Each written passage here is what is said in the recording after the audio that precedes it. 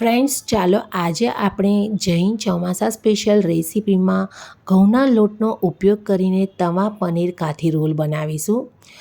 તો તેના માટે પહેલાં આપણે લોટ બાંધી લઈશું. 2 કપ ઘઉંનો લોટ લઈશું. સરસ એવો ચાળી લઈશું. સ્વાદ અનુસાર મીઠું એડ કરીશું.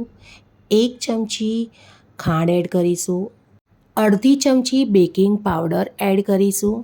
થોડું પાણી એડ કરીને લોટ બાંધી લઈશું.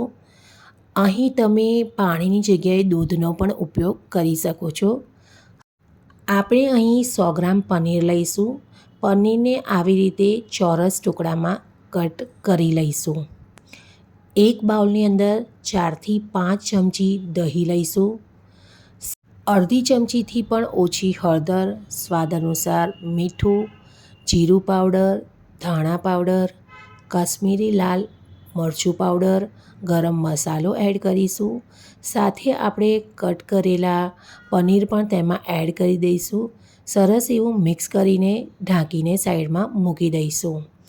હવે આપણો લોટ છે એ પણ સારી રીતે સેટ થઈ ગયો છે. તેની ઉપર થોડું આપણે ઓઇલ એડ કરીને લોટની ઉપર થોડું ઓઇલ એડ કરી દઈશું. સરસ એવું મસળી લઈશું.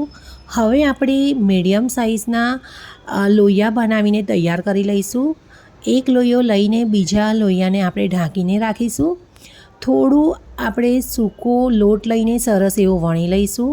વણેલી રોટલી ઉપર થોડું ઓઇલ ચોપડી દઈશું અને વિડીયોમાં બતાવ્યું છે તેવી રીતે તેને ફોલ્ડ કરી લઈશું. સરસ એવું ફોલ્ડ થઈ જાય પછી તેને ગોળમાં ફરીથી ફોલ્ડ કરી લઈશું અને જે છેડાનો ભાગ છે તેને નીચે દબાવી લઈશું. ફરીથી આપણે રોટલીને વણી લઈશું. હવે આ રોટલીને તવા ઉપર આપણે કાચી પાકી કરી લઈશું. બંને બાજુથી સરસ કાચી પાકી થઈ જાય પછી થોડું ઓઇલ એડ કરી દઈશું અને સરસ એવી ગોલ્ડન બ્રાઉન રોટલી કરી લઈશું. આવી રીતે આપણે બધી જ રોટલીઓ બનાવીને તૈયાર કરી લઈશું. જો હું તમને બતાવું છું કે કેવી એકદમ સોફ્ટ આપણી રોટલી બનીને તૈયાર થઈ છે. ચલો હવે આપણે સ્ટફિંગ બનાવીશું. તેના માટે આપણે કેપ્સિકમને લાંબા ટુકડામાં કટ કરી લઈશું.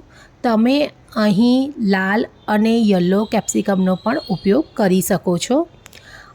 એક પેનમાં આપણે 2 ચમચી જેવું તેલ ગરમ મૂકીશું. થોડો ડ્રાય જિંજર પાવડર એડ કરીશું અને ઝીણા સુધારેલા લીલા મરચાં એડ કરીશું. સાથે જે સુધારેલા કેપ્સિકમ છે તે પણ આપણે એડ કરી લઈશું. સરસ એવા કેપ્સિકમને સોતે થવા દઈશું. 1 થી 2 મિનિટ માટે સોતે થવા દઈશું. પછી જે મેરિનેટ કરેલું આપણું પનીર છે તે આપણે સાથે મિક્સ કરી લઈશું.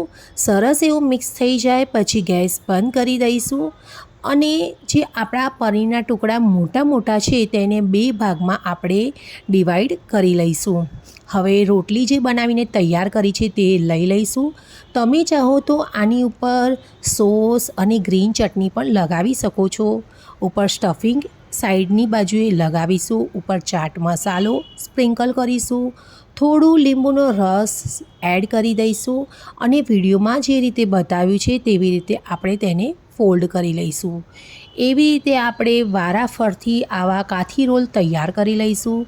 જે કાઠી રોલ તૈયાર થયા હોય તેને તવા ઉપર ફરીથી આપણે થોડું ઓઇલ એડ કરીને શેકી લઈશું, જેથી આપણું જે અંદરનું સ્ટફિંગ છે તે પણ ગરમ થઈ જશે અને આવા ગરમા ગરમ કાઠી રોલને આપણે સરસ જેમ બજારમાં મળે છે તેવી રીતે આપણે તેને પેક કરી દઈશું.